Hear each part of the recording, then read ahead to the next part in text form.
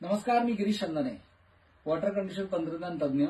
मागे मी बरेच व्हिडिओ आरोच्या समर्थनार्थ बनवले, काही त्याच्यामध्ये कॉमेंट आल्या, काही आल्या, त्याच्याबद्दल वेळोवेळी आपण बोलत राहूच।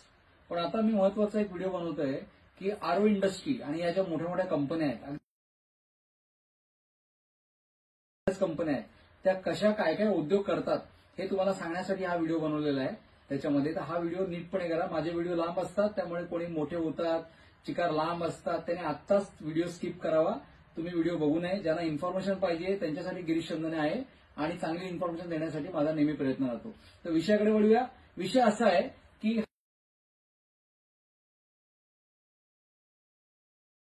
तुम्हाला अशा पद्धतीने काहीतरी उद्योग करून ठेवला आहे की त्याच्यामध्ये तुम्ही प्युरिफायर वापरू नका वापरू, 6 महिन्यांनी 8 महिन्यांनी त्याने जो काही टाइम सेट केला, आता तो टाइम कुठे सेट करतात तर हा बघा, हा त्याच्या एक आतमधला एक पार्ट आहे। याच्यामध्ये एक एसएमपीएस आहे।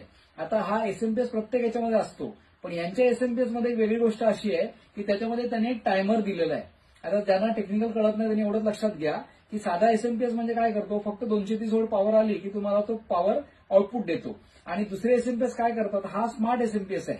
हा काय करतो, याच्यामध्ये आतमध्ये त्यांनी इंटरलॉकिंग केलेलं आहे की तुम्ही एवढे एवढे दिवस एवढा टाइम वापरला की त्याच्यानंतर तुमचा फिल्टर चेंज करा म्हणून अलार्म करा। त्याच्यामध्ये आता एखादा माणूस 6 महिने घरात राहतोय तरी पण तो अलार्म येणार आहे, आणि नाही राहते तरी पण त्याला अलार्म येणार आहे। आता हे सगळं कुठे केलं जातं, हे फिल्टर चेंज करायला कुठं सांगितलं जातं, ती जागा तुम्हाला दाखवतो। हे झाकण आहे, हे झाकण घेतल्यानंतर हा बघा, हे काढलं। आता याच्यामध्ये फिल्टर, हे फिल्टर आहे। या फिल्टरमध्ये इथे हा स्विच दिलाय बघा, हा स्विच जरा कॅमेरा झूम करा। हा बघा, हा स्विच दिलेला आहे, बरोबर आहे।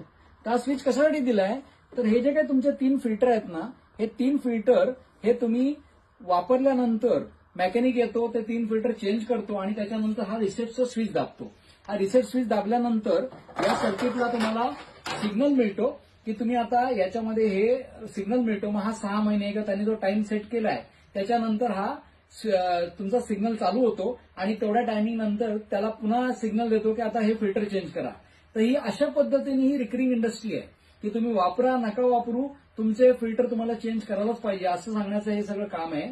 आणि हे सगळं करण्यासाठी या मोठ्या मोठ्या कंपन्या या सगळ्या गोष्टींमध्ये या सगळ्या हे करतायत, म्हणजे ह्या सगळ्या पद्धतीने हा उद्योग चालू आहे।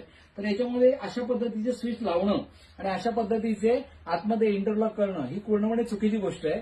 जर का तुमच्या पाण्यामध्ये खरोखर काही प्रॉब्लेम झाला असेल तर ते वॉटर फिल्टरमधनं पाणी येणं बंद होईल किंवा तुमच्या पाण्याला वास येईल किंवा काहीतरी असं होईल। हे असं टायमिंग प्रमाणे असं कसं करतात, तर त्याला कारण असं आहे की याने एक असं चक्रव्यूह तयार केलेलं आहे की त्या चक्रव्यूह मोडण्यासाठी तुम्हाला काही करता येणार नाही। त्यांचं म्हणणं असं आहे की तुम्ही एवढे एवढे पैसे वर्षाला खर्च कराच, खर्च करणं चुकीचं नाहीये, तो त्यांचा धंदा आहे, पाणी चांगलं पाहिजे, सगळं बरोबर आहे। पण एखादा माणूस जर वापरत नसेल तर असे इंटरलॉक कशासाठी देतात, आणि या बऱ्याच कंपन्या करतात। हे मला एक उदाहरण माहिती पडलं म्हणून मी तुम्हाला व्हिडिओ बनवून सांगतोय, पण अशा पद्धतीने आहेत। तुम्ही कॉमेंटमध्ये सांगा की अशा पद्धतीने तुमच्या बाबतीमध्ये पण होतं का, फिल्टर वापरा नका वापरू, तुम्हाला ते अलार्म येतात आणि इंटरलॉक बंद करतात।